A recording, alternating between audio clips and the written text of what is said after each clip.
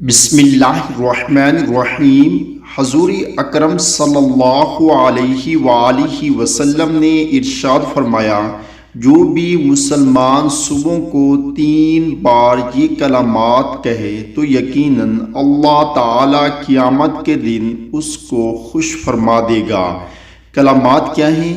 رضیت باللہ ربا وبالاسلام دینا وبمحمد نبیا۔ دوبارہ پڑھیں، رضیت باللہ ربا وبالاسلام دینا وبمحمد نبیا۔